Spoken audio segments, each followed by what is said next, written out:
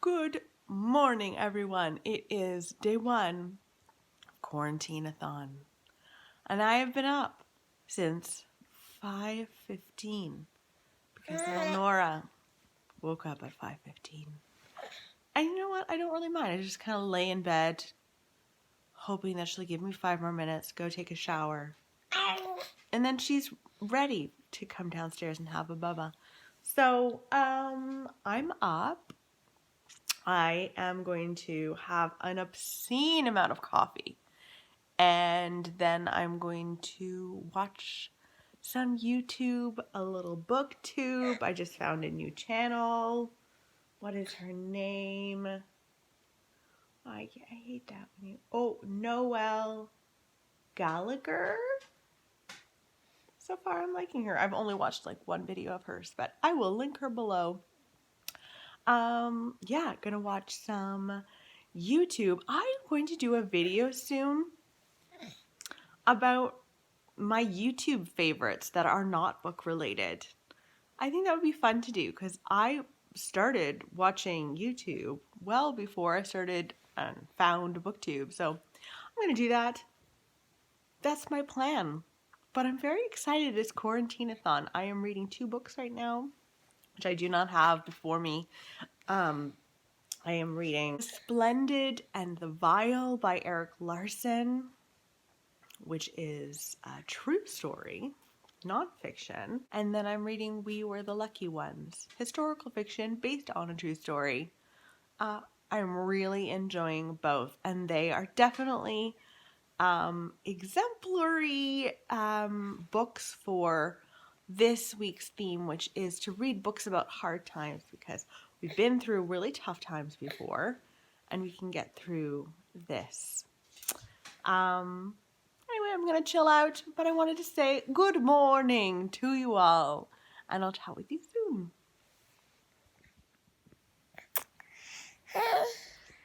Hey guys, I just put Nora down for bed. I am thinking of picking up The Splendid and the Vial.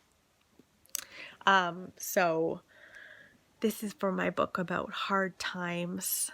And this is a saga of Churchill, family, and defiance during the Blitz. I'm really, really appreciating this so far.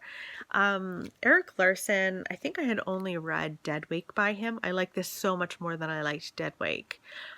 He is someone who talks a lot. Like, there's a lot of information packed into this. Some of it I find super interesting. Some of it I feel like is almost like in passing and is not necessary, but for the most part, this is fascinating. And really getting an insight into Churchill, Winston Churchill, during World War II and his personality. Like, I have to say, being his secretary would be absolutely terrifying, because this man, first of all, insisted that his driver would drive at like insane speeds. And this is like well before the time where they wore seatbelts. So that's terrifying. And like his secretary would be sitting there like typing beside him, or just being with him during that, and not being able to say, hey, can you slow down? You know, because he's Winston Churchill, and how could you say anything? Also, he would take baths, and regularly his secretaries would be like nearby when he'd like tell them what to write for his next speech or for a letter he was sending. It's just very strange in a different world, and he was such a haughty, like passionate kind of person that in some ways that can be really amazing in a leader, and in some ways it can be really terrifying because you want someone slightly measured. But he wasn't that, but he was also very emotional, and I think that's probably what made him work for this time. Was, yes, he did things his own way, but he also showed great sympathy for people, and he really cared. Like, there's mention in here of him going to one of the bombed sites in London, during the Blitz and just crying openly, and people seeing that in a leader and realizing, okay, this man really does care about us. I just find him fascinating. So I have already started this, and whoa, the cover is coming off there. So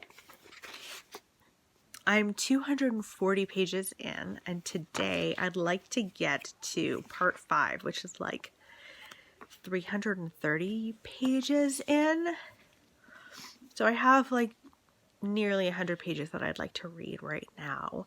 I have not picked up We Were the Lucky Ones in a couple of days. Not because I'm like not enjoying this. I'm really enjoying it. Oh my gosh, the kids outside are having like a blast. It's only 7, so. But yeah, because I think that with nonfiction, I have the tendency to get bored really quickly. I shouldn't say that. With some nonfiction that is lengthy, and this is lengthy, I have the tendency to be someone who will like stop and start, and I'm on a roll and I don't want to stop myself. So if I can power through, I really want to finish this by the end of the week. And then maybe when I'm finished that, I can pick this up. I've been listening to it on audio, which is good, but because there are so many perspectives, it's a little difficult to do it that way. So I might read The Splendid and the Vile, finish it, move on to this. We'll see what happens. But that's my plan for the night. This is basically what I do after I put Nora down. I come upstairs to bed and I just sit and read. And yeah, tomorrow is my birthday, 39. Dreading. No, not really. I'm actually quite excited for my birthday because I try to milk it. I try. I will talk with you guys soon. Nora, are you being my little dream? What do you think? Having a good day? Yeah. Hey, chicken. Oh, my sweetheart. She's starting to get like, not a curl, but like a wave in her hair. Oh my gosh, she's so cute. Happy Monday, everyone. Today is also very happy for me because today is my birthday, which is very exciting. I have turned 39. One more year of my 30s. I'm not going to think about that too much. But I've had a lovely day so far. I've just been relaxing. Nora's been such a sweet little girl. And very happy she's learned how to clap. Did I tell you guys this already? I don't know, but she learned how to clap yesterday. And it is like the greatest gift ever. Anyway, I have to show you a couple of things that I got. I'm so lucky. First of all, look at this card. It's Donald Trump, and it says, "Nobody wishes happy birthday better than me. I'm the best at birthday wishes, believe me. Really terrific. Everyone agrees." From Barry and Nora even signed it. Ah, cute. And then, okay, we're moving over here to show you a couple of things that are very exciting. Watching Emma in the background doing balancing the books. Anyway, so he got me a full size of Beach Walk. It's a perfume that literally smells like the beach. It smells like sunscreen on like a sunny day at the beach. And I've decided this is going to be my summer scent because I'm weird and I have winter scents and summer scents and all of those things. My parents got me a gift certificate to Sephora, which I'm going to go crazy for later.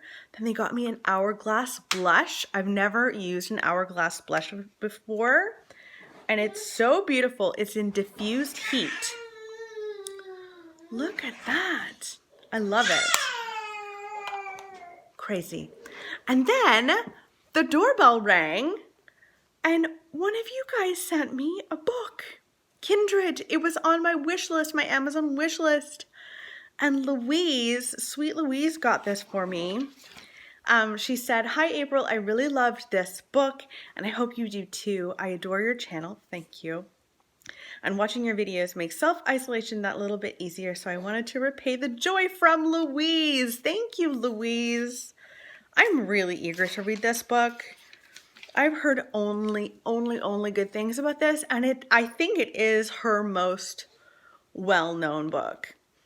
A little sci-fi, a little historical fiction. It sounds like perfection to me, so I'm very eager to read that.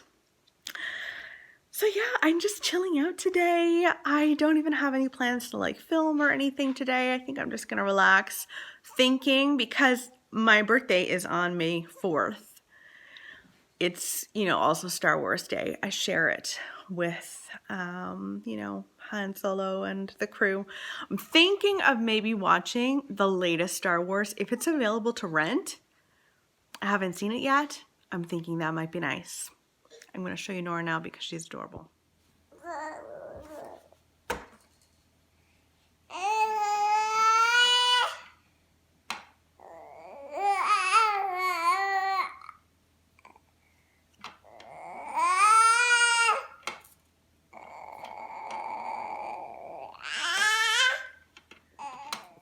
I am having such a nice birthday. It's so relaxing. I am having a nice glass of wine. Barry and I are gonna have like just chilled out like nachos tonight. Nora's being very cute. They had a little cheesecake for me, like a raspberry cheesecake. We haven't eaten any yet, like we'll eat that tonight, but I got to blow out the candles with Nora there. It's so nice. It's so nice. So now, okay, so my birthday is May 4th. And as everyone knows, May 4th is like Star Wars Day as well, which is totally fine. So right now we're watching Star Wars The Force Awakens. And then when Nora goes down for her sleep, we're going to watch the latest Star Wars, which I haven't seen yet. I think we're going to buy the other two. Like we could get Disney Plus, and we probably will as Nora gets a little older. But for now, this is what we're going to do. Clearly, I haven't read anything. For like 2 days, I've not really read, which is okay because I've got a lot of time to read. I really only, for sure, want to read the whole thing of the Splendid and the Vial. So I'll probably like get a ton of that read tomorrow night. But tonight I think right now we're gonna watch Star Wars The Force Awakens. Nora's gonna play, and then Libby's going to sleep and snore in the background. And then we're gonna watch the new one, which I'm really excited about. Like it's the I don't know, the geek in me, I guess. Like Barry and I, our first date was going to the Museum of Aviation in Ottawa, and there was this exhibit that was all Star Wars, and you got to pick your alien, and you went through and you had these wristbands, and it was fantastic. So here we are. This is what we're going to do, and I'm loving it. I had like no expectations whatsoever for my birthday because quarantine. And that's fine. Like, and it's turned out to be really lovely. When you don't have high expectations, sometimes lovely things happen. So that's the plan. Oh, I did a little damage, guys. I did another book outlet order. So the next haul that I have to do is a birthday haul. And I have 2 book outlet orders in it because I couldn't help myself. There was a new Susan Meissner. It's an old Susan Meissner, but one that I really wanted to get, and it wasn't available on Book Outlet when I got the first order. And then it became available. So I had to do a whole other big, huge order because I'm me. This is not surprising to anyone, is it? In any case, I'm going to get back to Star Wars. Talk with you soon.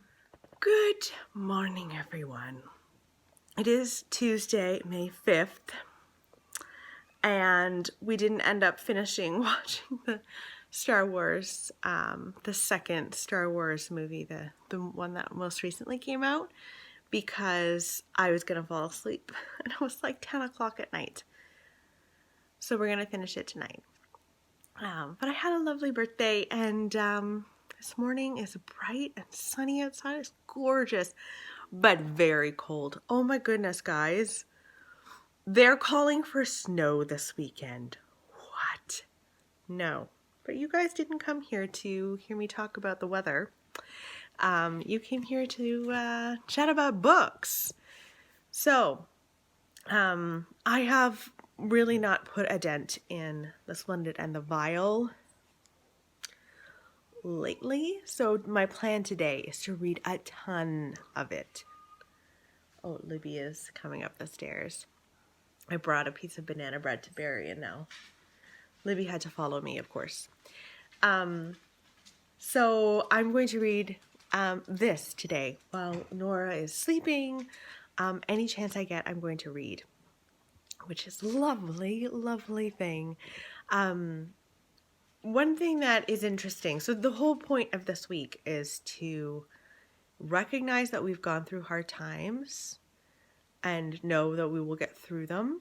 And I chose World War II.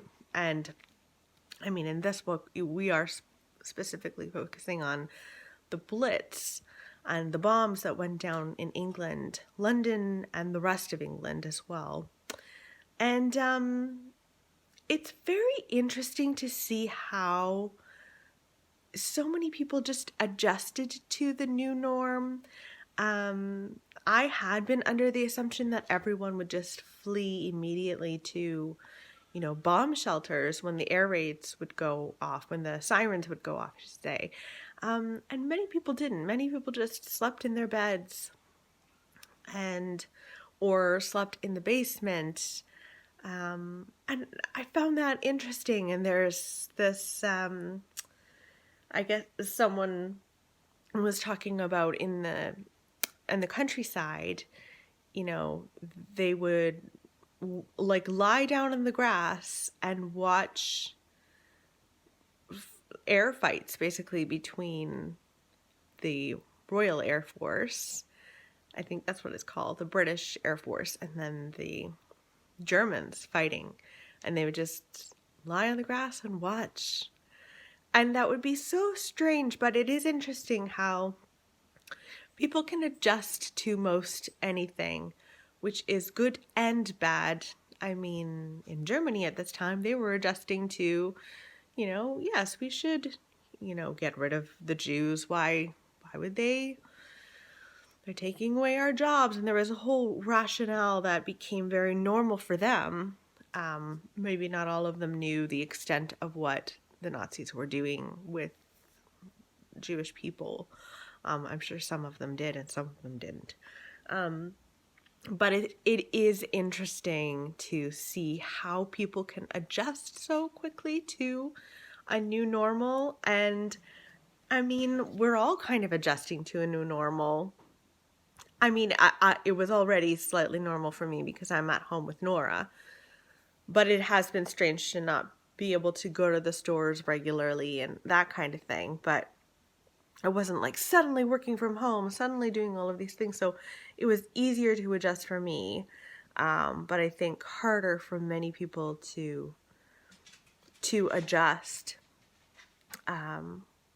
Anyway, I find that, to me, the idea of lying down in the grass and watching a fight between all of these pilots happening would be horrific and terrifying, and I can't even imagine.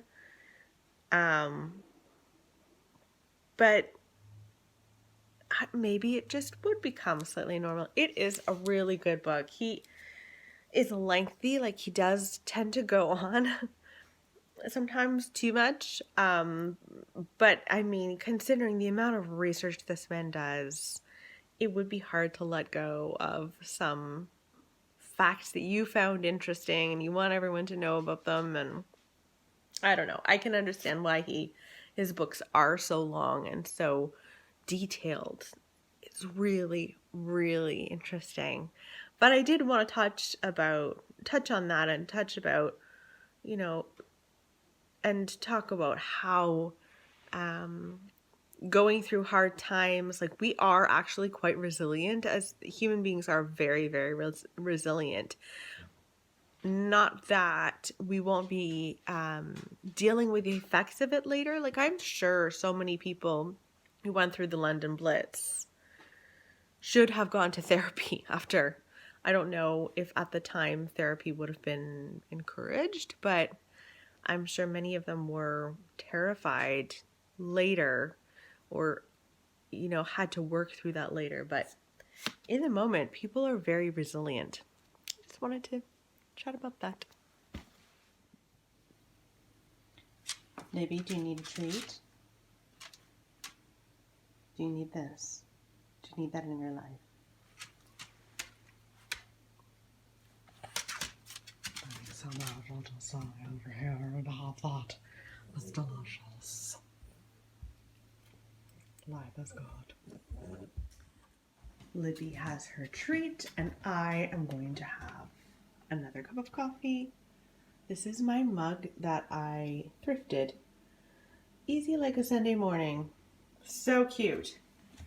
It is not a Sunday morning, but so far it's been pretty easy. So that's good. I am not one of those people who can have it black. I wish that I could. Maybe I'll get there one day in my life, but I feel like I might be 90 years old when I get there.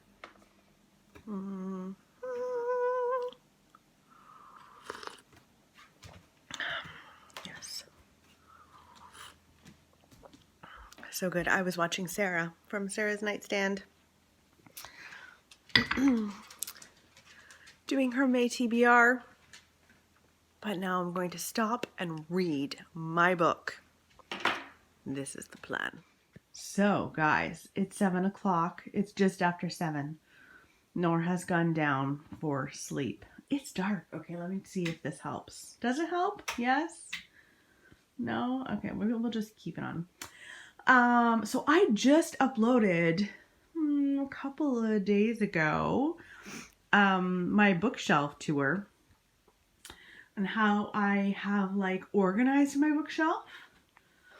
There's a couple of things that are lying around. I'm reading The Tale of Despero to my niece and nephew and a few kiddos, family friend kiddos.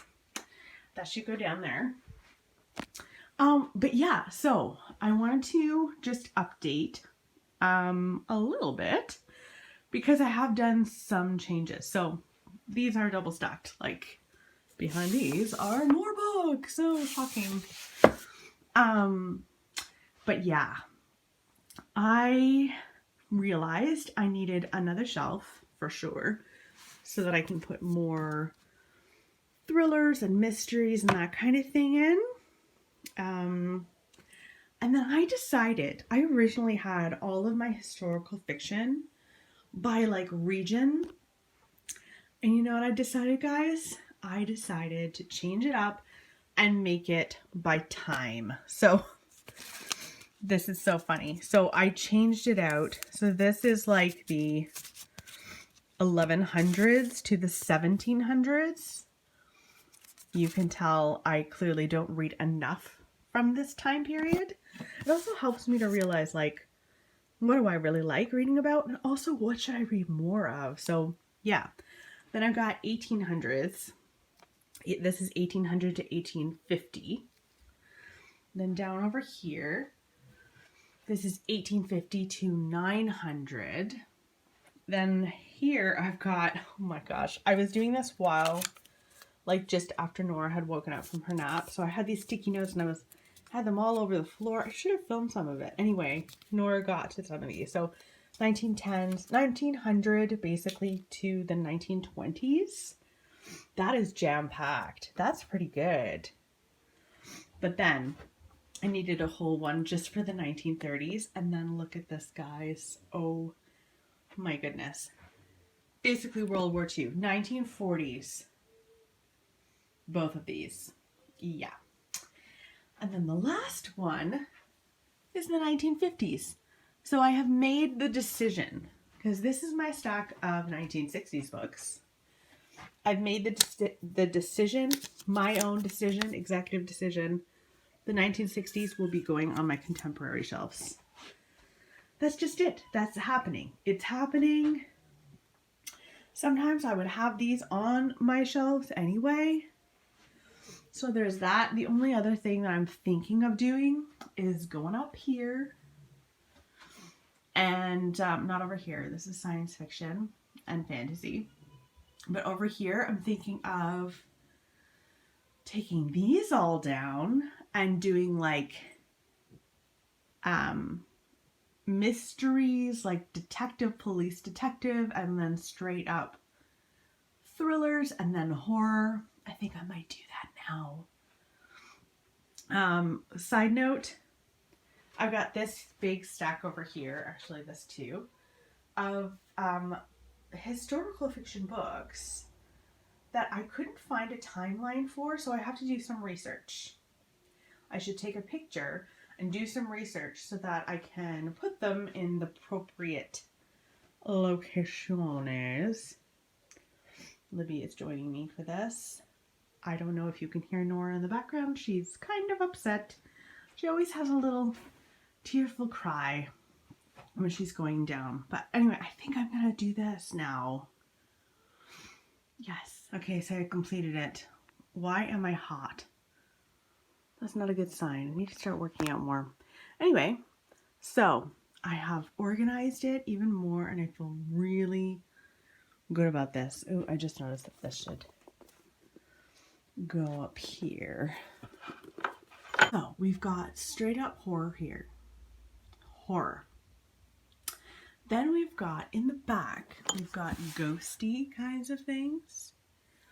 And then up here, gothic-y kinds of things. I need to add all of my Daphne du Maurier up here.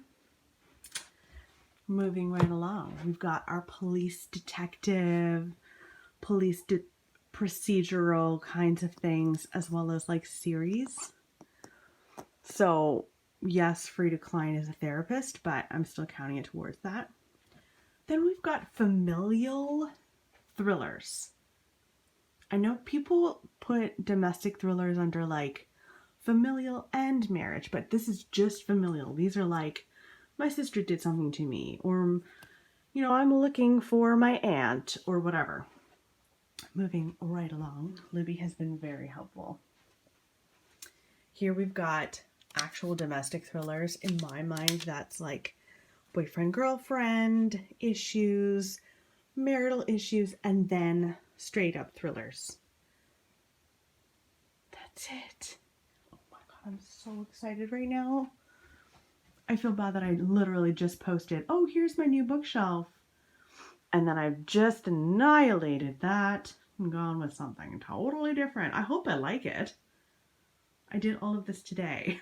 So this could end up with me going, ew. We'll see. Come on, Libby.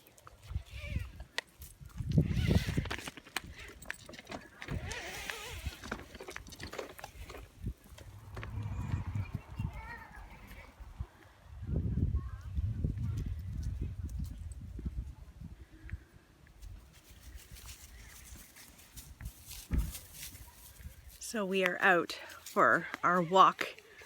Libby is smelling everything, so I thought I'd take this moment to vlog for a second. One thing, I'm still thinking about the Splendid and the Vial. And one thing I find really interesting is the resilience of people going through the war, like the Blitz. I don't know, some of me feels like good for them. They were able to be so resilient. And then the other part of me was like a little insensitive. There's I guess Eric Larson got a hold of Mary Churchill's diaries. Mary was Winston Churchill's daughter. And she was like just coming of age. Like I think she had her debutante coming out party during World War II or like right before. Anyway, and they were out, she and her friends were out at a club. No, she and her friends were out at some party, and bombs like just obliterated a huge part of London. And this club was hit, and many people died. And her response was immediately sadness, and then she's like, well, I think all of those people would want us to like continue to go on, so they like went on to another club. And I just found that, I don't know, I didn't like that. I found that weird. But I don't know, I think if you are surrounded by that amount of death constantly, maybe you do become that way. Maybe you say to yourself, those people would want you to just go on and like have fun for them, almost as a way to avoid it. I feel like that might have been a bit of avoidance, and I wonder how much of the resilience of these people was true resilience and how much was avoidance.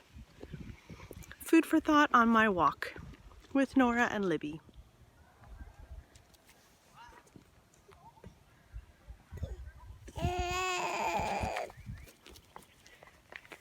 You having a good walk? Yeah.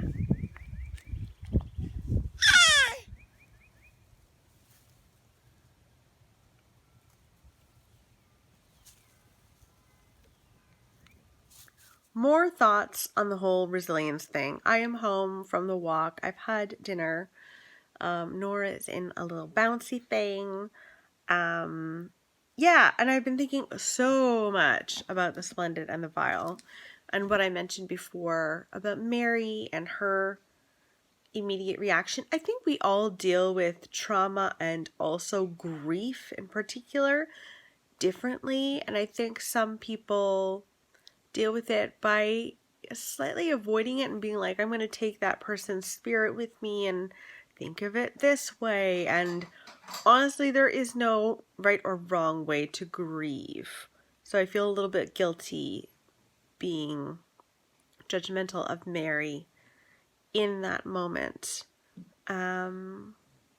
Yeah, it's just such a thought-provoking book. Like, the whole point of this week of Quarantineathon, I should say, is to read books about hard times. Oh wow, Nora's busy over there.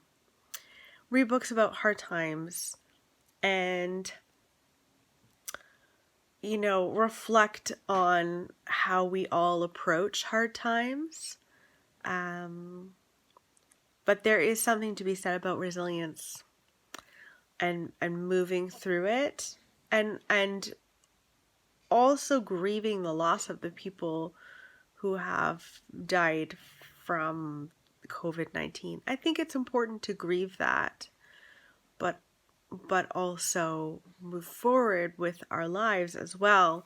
It's very hard to pair, you know, people are dying in hospitals right now with the fact that people are also learning how to bake sourdough bread, like making the most of it, making the best of the situation with so much hardship. But if we dwelt so heavily on the hardship, how would we all get up in the morning? I don't know. But yeah, I'm finding this to be like the perfect book for this week. I'm so glad that I'm reading this week.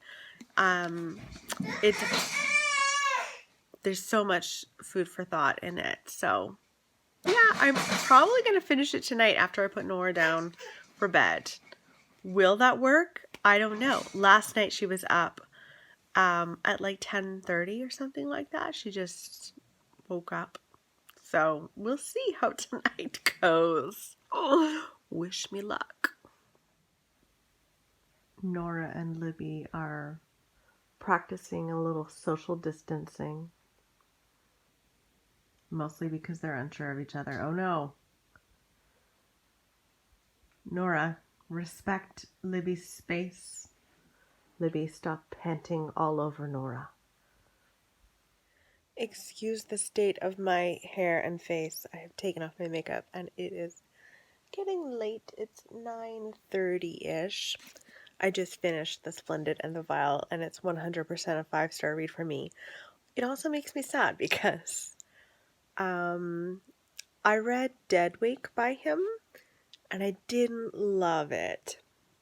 And so based on that, I got rid of Garden of the Beasts, I think it's called, which follows a family who live in Germany just as Hitler is starting to rise in power. I got rid of that, and now I want it back, which obviously can't be possible.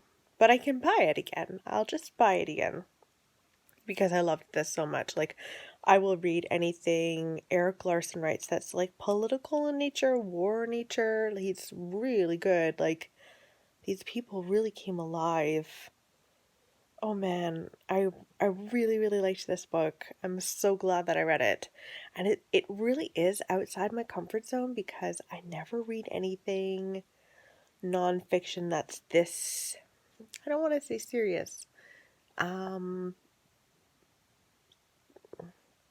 lengthy, or I don't know, there's just so much detailed, that's it.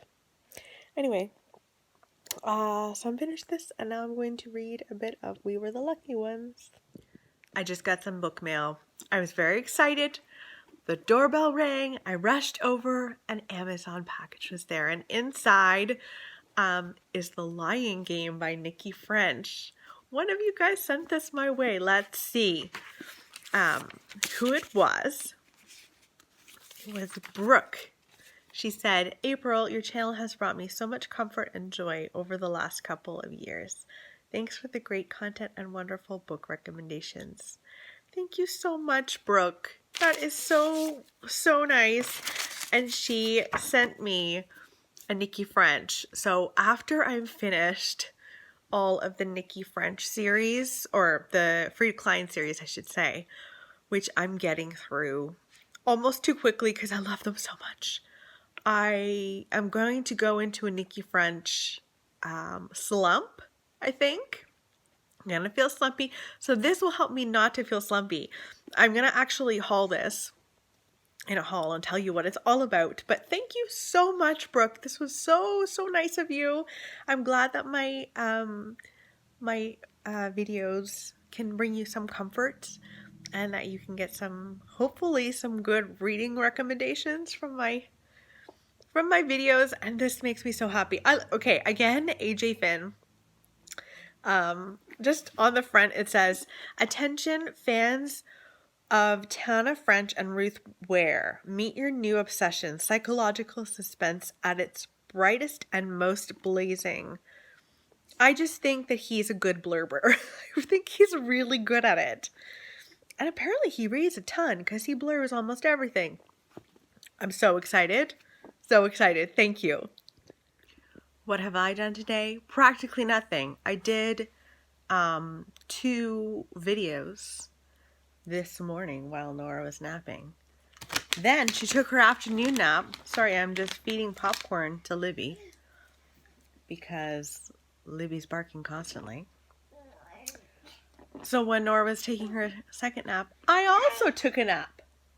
Like a 2-hour nap.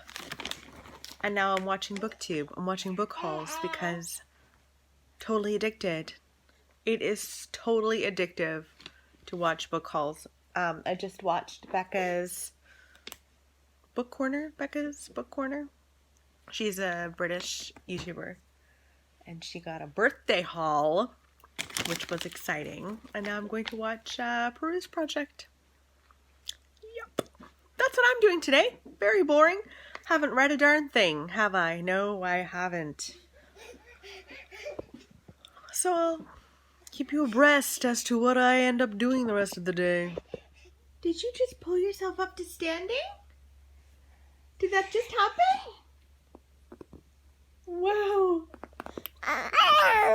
Look at you. That's amazing. Good job, you. You just pulled yourself up to standing. Look at you standing up. Wow. Wow, that's a good day. That's a good day. Oh, you're trying to come up. Whoop! Mommy, hold your hand.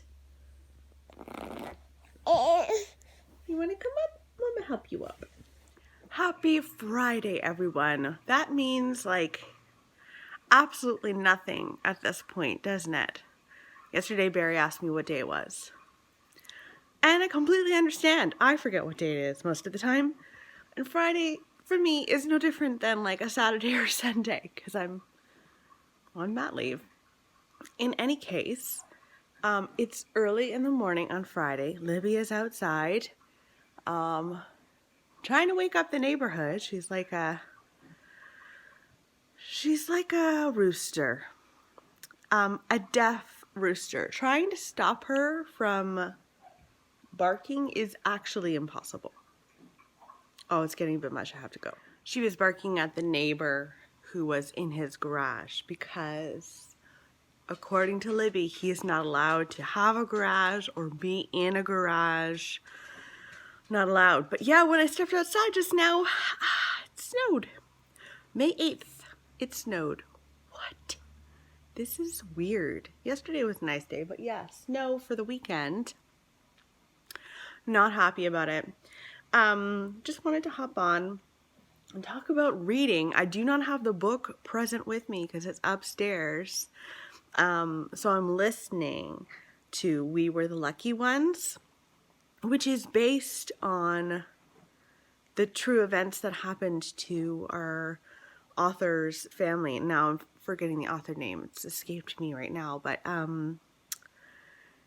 yeah, so it follows, I think it's five people in this family. And they're very short chapters. And it's like chronological order. So, you know, the Japanese bomb Pearl Harbor. Okay, so what happens to this person and that person, Addie, like, let's say. And you go through all of the family members at that time. And I actually don't love that I don't mind that it's chronological, but the chapters, let's be clear, I'm usually a huge fan of short chapters. I find that I like flip the pages really quickly. But in this case, I feel like I just start to get to know a character and then it's on to another character who I care about. Like by the end of this book, I imagine that I'm going to like care deeply about these people. There's one storyline about a woman who has a child, Fiona, her little child, with her, and she's dealing with World War II with like a toddler. And the toddler is like so intelligent. I'm truly impressed. There's one scene, I'm not going to spoil anything because that would not be right, and I hate those people, but there's one scene where she works in a factory and she is made to work in a factory, and she has to bring her daughter along because she has nowhere for her daughter to go. Everyone is trying to work to survive, so she like smuggles her in everywhere she goes. And these officers come in and tell all of the women to get out of the factory. And she hides her daughter in like a sack almost, like it tucked away. And she says, please be careful. And she makes a game out of it, like to act like a statue. And the daughter is there, and there are all of these, I think they're SS officers, or they're Nazi officers, you know, walking around. And she's like 2.5, and she's actually stays still.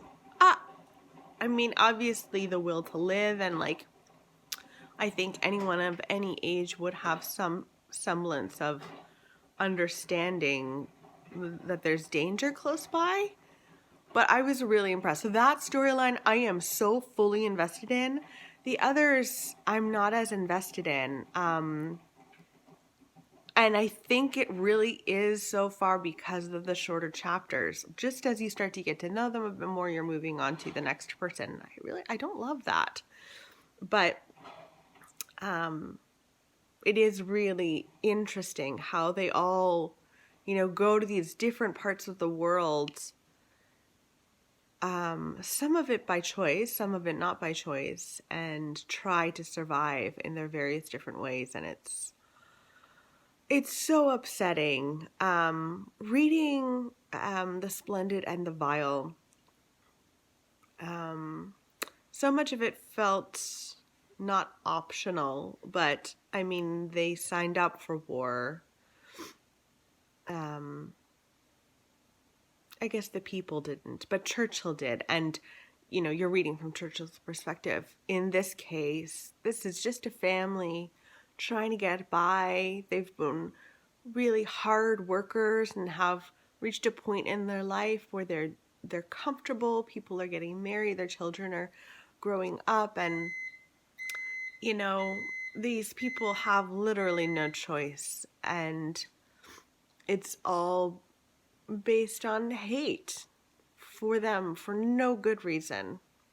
It's really hard, but and I think it's a bit more of an honest take in some ways. Like, that these are resilient people. People can try as best as they can to adapt to their surroundings and try to outsmart the situation. Some of the stuff that they go through to survive, especially this mother and her daughter. Holy man, she is my hero. She is amazing. But it really shows, like, we have gone through hard times. Not all of us, Jewish people in this case, have gone through unbelievably horrendous hard times. Yeah, it's a good book for sure. It's funny because at the beginning, I was struggling with getting to know people and stuff, and I was like, I think this is going to be a 3-star for me, but truthfully, just this mother and daughter storyline alone is making me feel like this is going to be more like 4 stars, I think. Anyway, I'm going to get my coffee. I just heard it go off, which is like the best sound in the world. And feed Nora, hang out, and probably read a little more later. No.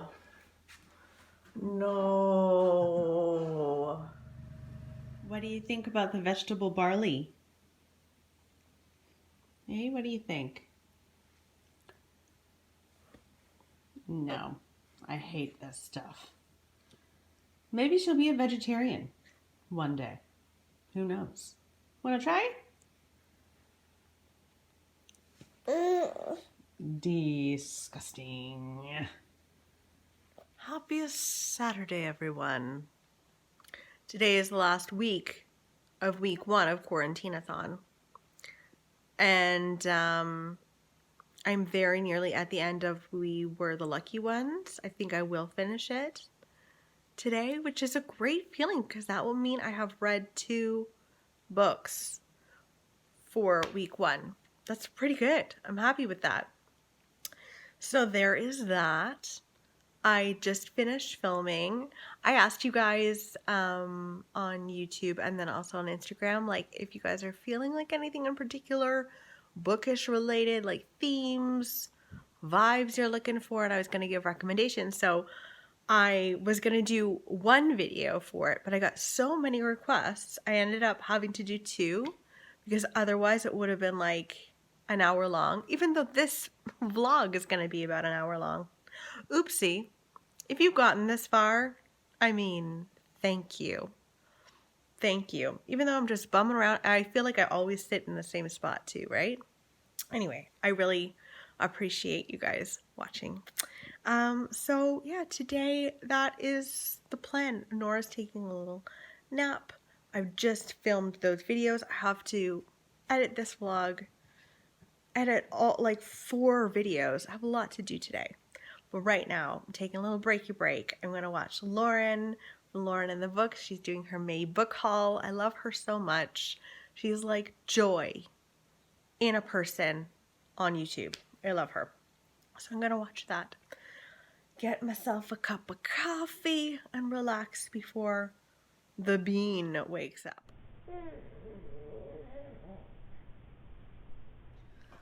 Someone is awake.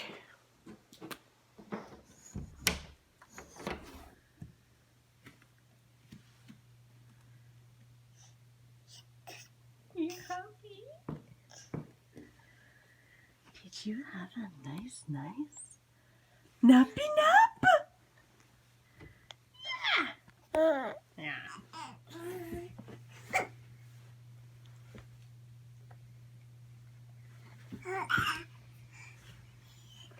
Get some toys? Well, guys, I finished it and I did like it. Again, the portions of We Were the Lucky Ones where you follow, I think it's Mila and her daughter Fiona in their storyline, I would be like actually nervous about what was going to happen with them. Because they were in so many dangerous situations, specifically Fiona. Oh my gosh, this little baby girl. So, such an amazing storyline for them. I will say, this read more like a memoir. Like, it says that it's a novel, but it's literally based on the story of her family's experience. Obviously, she wouldn't have known exactly what they would have said to each other, but she knows their stories. She didn't make anyone up. So I feel like claiming it's a novel is not right. It isn't quite a novel. It's also not quite a memoir. So maybe they were just in a predicament. I don't feel like her writing was like next level. I mean, she was trying to follow her family's story. So I think maybe she felt confined in some ways to that. But I didn't love her writing style. And I don't know if I would be like, oh my gosh, Georgia Hunter has another book coming out. I have to read it right away. I think this might actually be a 3-star for me. I thought it might be 4, but it can't be 4-star just for one storyline. I don't think that's right. And also, the storyline was handed to her from her family. So, her as a writer, I don't know. I don't actually know about her as a writer. But I did enjoy it. I think it's very much worthwhile reading. Like, I encourage everyone to read this, because it really is a real account of what it would be like. So much World War II fiction. I don't know, it's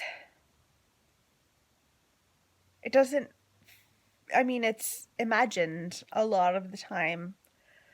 And this is entirely rooted in fact and what real people went through. And so there's that. But I just don't think it was amazing. That said, I'm very glad that I read it. I really am. So, I'm finished with that. And now, the end of week 1. We're here, guys. It's Saturday night. Tomorrow is a brand new week.